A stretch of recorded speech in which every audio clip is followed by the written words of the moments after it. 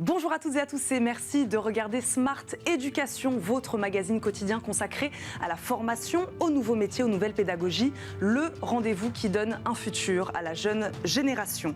Comment bien préparer ses oraux en pleine vacances scolaires? Certains élèves prennent le parti de s'entraîner et de travailler leurs épreuves orales. Il faut dire que plusieurs échéances les attendent en mai et juin. Pour certains, c'est l'oral de français, d'autres des oraux de langue et bien sûr le grand oral mis en place pour la première fois l'année dernière à la suite de la réforme du bac. Sur le fond comme sur la forme, ils sont nombreux à manquer de préparation pour relever ce challenge. C'est de ce constat qu'est parti notre invité Alexandre Labadie, fondateur de l'école du grand oral. Bonjour. Bonjour et merci de m'accueillir. Merci à vous d'être avec nous aujourd'hui dans Smart Éducation. Alexandre Labadie, historiquement à l'école, l'accent a plutôt été mis sur l'apprentissage de l'écrit. Pourquoi les réformes récentes favorisent-elles de plus en plus, selon vous, les épreuves orales, justement ? Alors, d'abord, c'est vrai qu'à la différence du modèle anglo-saxon, le système éducatif français ne donne pas vraiment la parole aux élèves.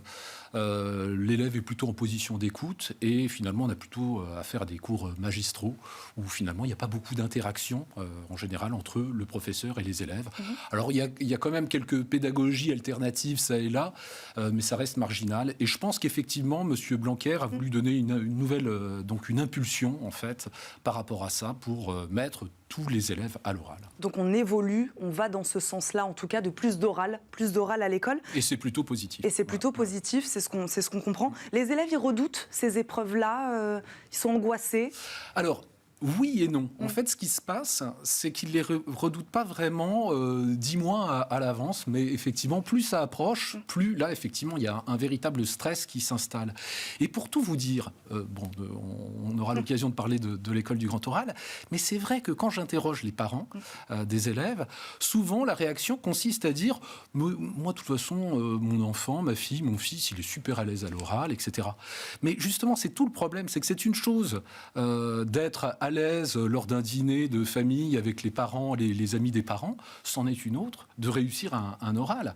Et là, c'est vrai que c'est quelque chose qui se prépare, parce qu'il y a le stress, il y a le contenu aussi à maîtriser, il y a tout ça. Et c'est vrai que même nous, en tant que professeurs, on voit souvent des élèves qui sont très à l'aise en classe. On se dit, ah bah oui, il n'aura pas de problème.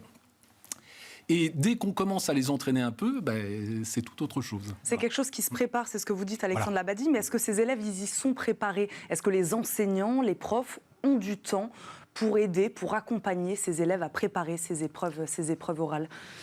Alors, pour tout vous dire, et c'est tout le problème du système français, on en parlait, c'est que finalement, vous prenez une épreuve comme l'oral du français. Voilà. Dans un établissement à peu près normal, finalement, s'il y a 2 oraux blancs organisés dans l'année, c'est déjà pas mal. 3, c'est un maximum.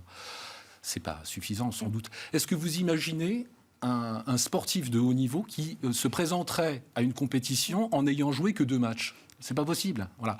Et donc, c'est tout le problème de cette épreuve, mais ça existe depuis très longtemps. L'oral du bac français, finalement, ça a toujours été la chose qu'on prépare au dernier moment. Voilà. Et je pense qu'il est temps que ça change. Et puis comment accompagner 30 élèves individuellement sur leurs besoins? C'est là aussi où c'est compliqué, j'imagine. Alors surtout, effectivement, sur le grand oral, la question se pose, puisque là, pour le coup, les élèves sont censés présenter 2 questions qui sont liées à leur spécialité. Donc les spécialités, ça peut être SES, mathématiques, HLP, humanité, littérature et philosophie, etc., physique. Et sur ces 2 questions, les élèves doivent justement trouver une problématique qui soit liée évidemment au programme, mais qui soit liée aussi à leur projet post-bac. Donc c'est une question qui est quand même liée à leur personnalité, à leur parcours, à leur centre d'intérêt.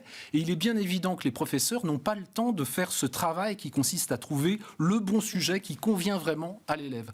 Parce que ce choix du sujet est crucial. Voilà. Aujourd'hui, les principaux besoins, Alexandre Labadie, sont plutôt sur le fond ou plutôt sur la forme? Vous disiez qu'il y a des élèves qui sont en effet très à l'aise à l'oral, voilà, qui savent bien s'exprimer. Aujourd'hui, quand on vient vous voir, on est plutôt sur le fond ou plutôt sur la forme? J'allais dire dire les deux en l'occurrence.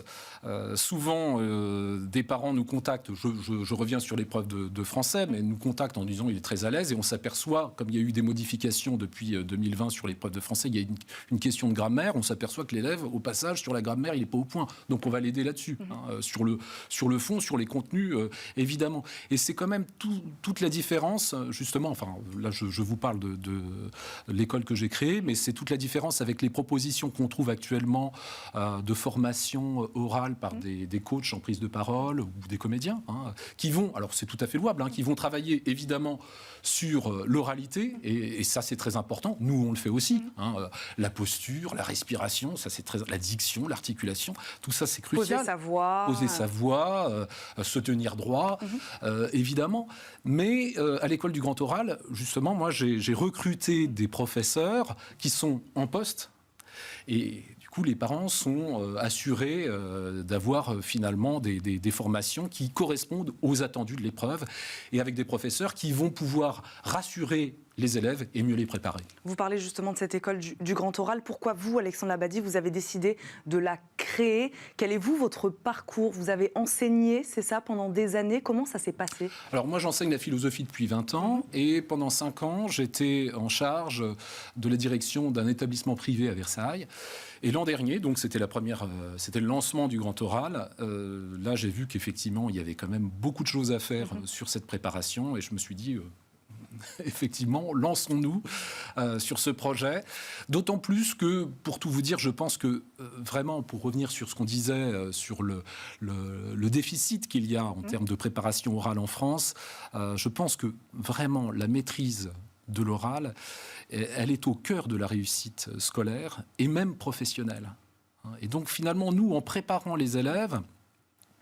C'est intéressant ce que vous dites, ça dépasse bien finalement une épreuve qu'on va avoir à un moment à la fin de l'année au lycée, ça dépasse ça. C'est intéressant sur cette question des compétences professionnelles pour le monde professionnel. Qu'est-ce que ça peut apporter justement cette maîtrise de l'oral? C'est ça, l'idée c'est de leur donner des outils en fait qui vont leur permettre non seulement de réussir leurs études post-bac, mais aussi d'être totalement à l'aise dans leur vie professionnelle, où maintenant, mais tout le monde le sait, effectivement, la prise de parole en public, lors d'une réunion, d'un séminaire, il faut savoir présenter un projet, le pitcher, c'est essentiel. Et quelque part, nous, en préparant les élèves à leurs épreuves orales, on leur assure un avenir professionnel.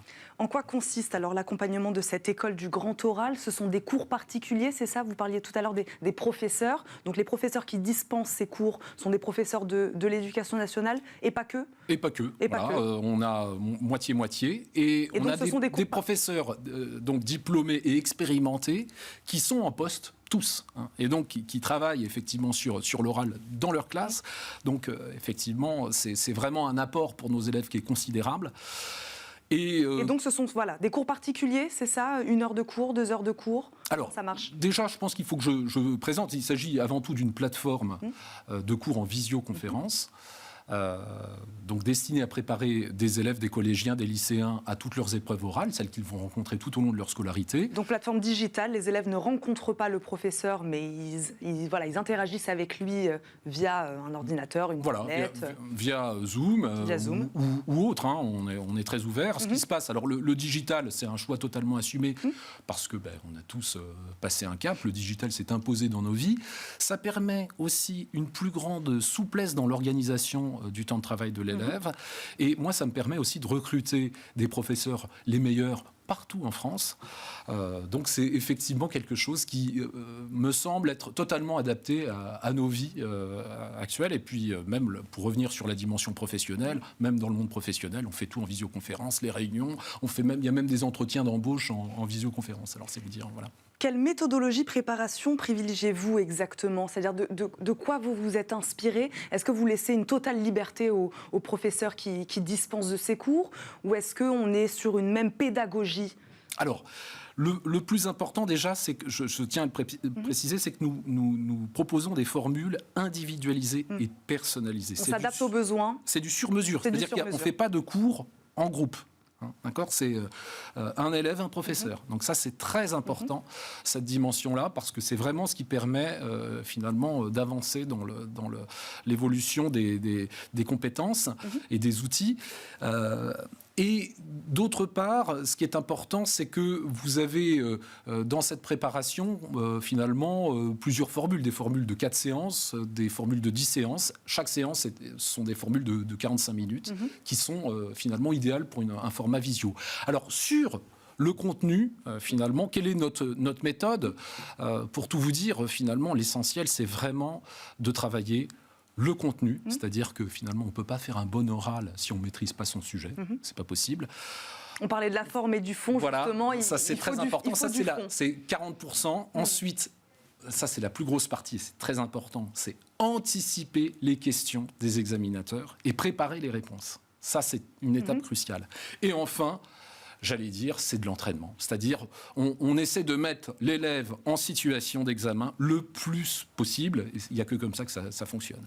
Vous avez dit 4 séances, 10 séances. C'est-à-dire que, voilà, en moyenne, c'est ce qu'il faut à peu près pour être prêt le jour J.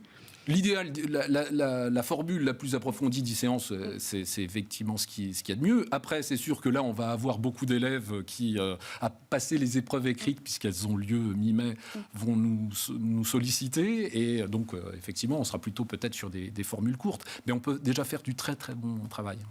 Quand on a discuté ensemble avant cette émission, vous m'avez dit que c'était important de s'y prendre à l'avance. C'est-à-dire que les élèves, les parents, on a tendance à s'y prendre un peu trop tard pour préparer ces épreuves-là. C'est important de s'y prendre. Vous parliez des épreuves écrites qui arrivent très bientôt. C'est important de se prendre vraiment en amont pour préparer ces oraux.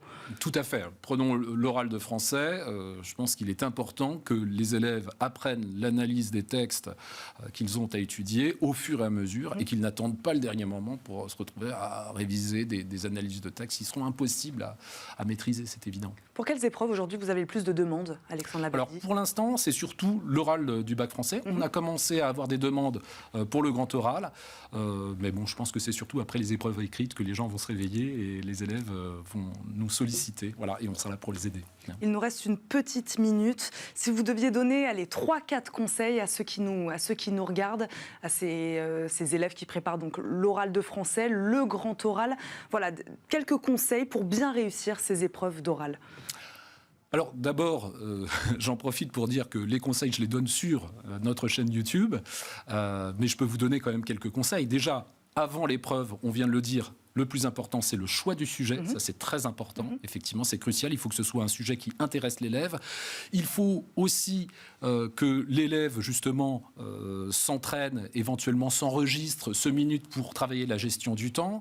Il faut qu'il s'entraîne à lire des textes s'il prépare son oral de français.